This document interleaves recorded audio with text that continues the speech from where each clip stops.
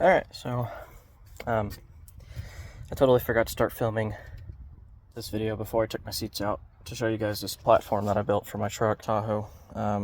Anyway, when you start taking the seats out, you want to, there's 4 bolts. This is broke off the seat, but there's 4 nuts that go right here. Take those nuts out, and then there's 4 in the back. You can kind of see one up there. You take those nuts out, and then that will free up the seat. Then what you have to do is, I'll show you, on the actual part that mounts to the floor, because the nut goes through here that way, there is these little nuts on the hinges. Take those out. There's 2 on this one and 2 on that one.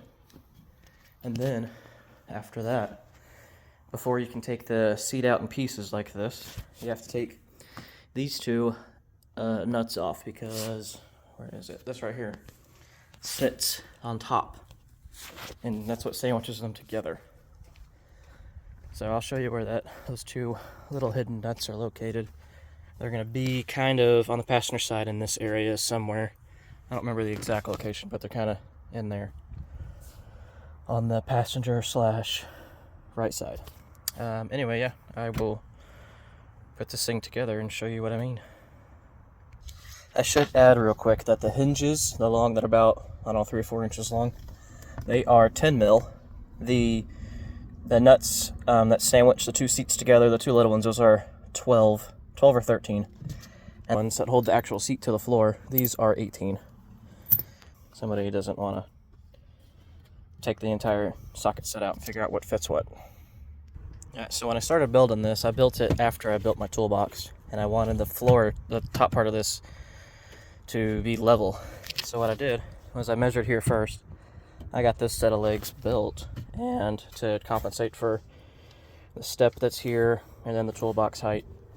Then what I did from there is I took a level and I just went straight across and went down to this side.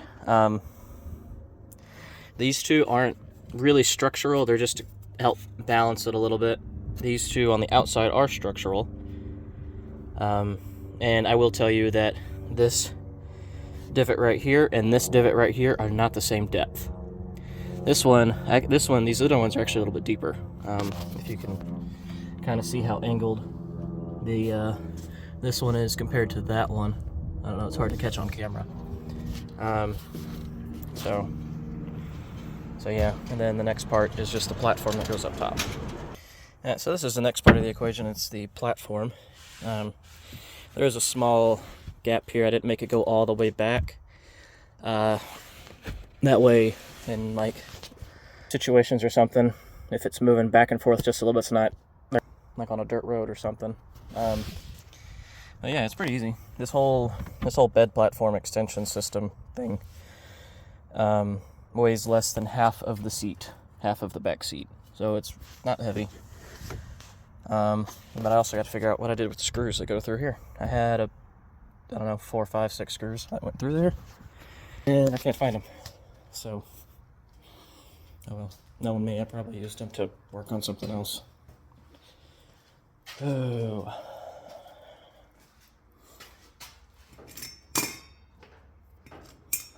Those aren't long enough. Actually, those might be long enough.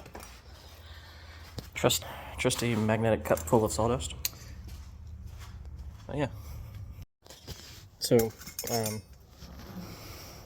the little screw, they're 1.5 or 2 inches, and set just like that.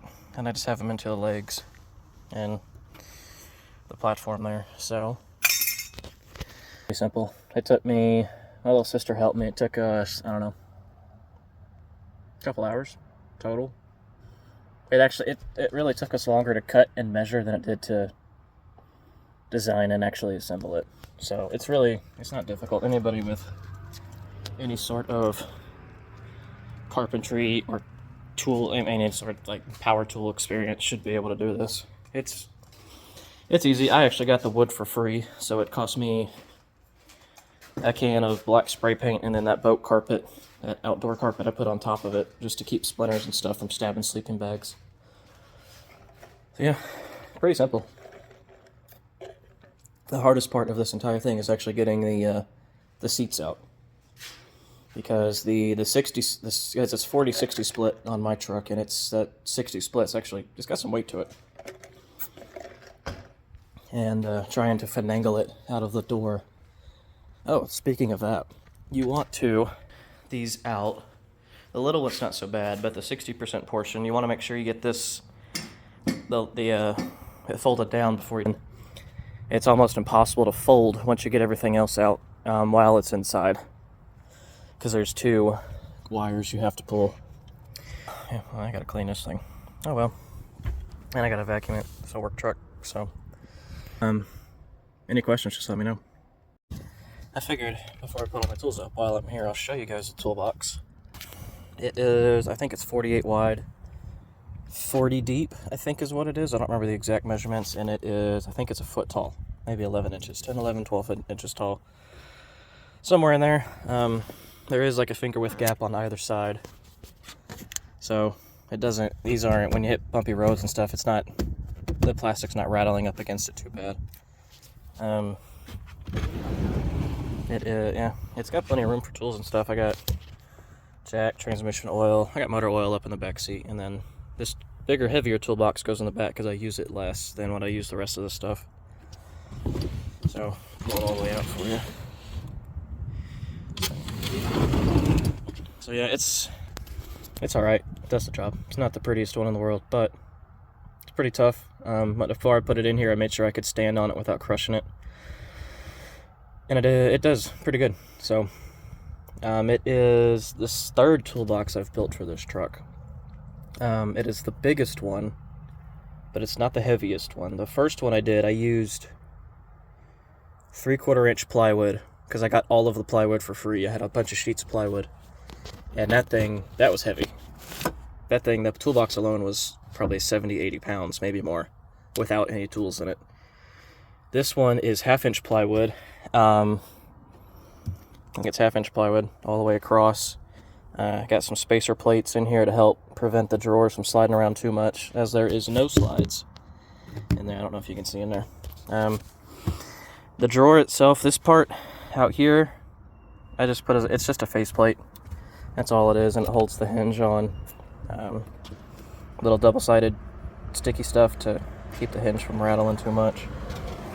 And then the floor of this one is also 1/2 inch. Everything on here is 1/2 inch except for I think the bottom of the drawers themselves are 3/4 inch. I could be wrong, I don't remember. It's been over a year since I built it. Yeah, no, it's useful. It's a good way to put it. And those measurements are perfect for a Tahoe. It sits about that far off of when the seats are folded up in regular sitting position, it's about that far off the back of the seats. Because, the seats lean just a little bit. So up top, it's about this far.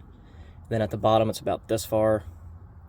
So, I mean, it works good. I'll rebuild it eventually with some better craftsmanship, because it broke a little bit. Oh well, it's not the end of the world. So, anything else I've done to this thing in the back? Not that I can think of, not right now. Another thing, in case you got this toolbox, it's got 2 drawers in it. This side is tools and a little bit of oil and stuff like that. There is a cheater bar underneath there because I couldn't fit it in the other side very well. With all my tools in it, this thing weighs almost 300 pounds, and all my recovery gear. So this side is actually the heavier side. It's got all my recovery gear in it. It's got chains and straps and tire repair, air compressor, little foldable shovel, crap like that. Oh man. And this hazard cone. Ugh. And this one has also, just in case I have a problem with the electric winch. I'm getting a phone call. I have it come along.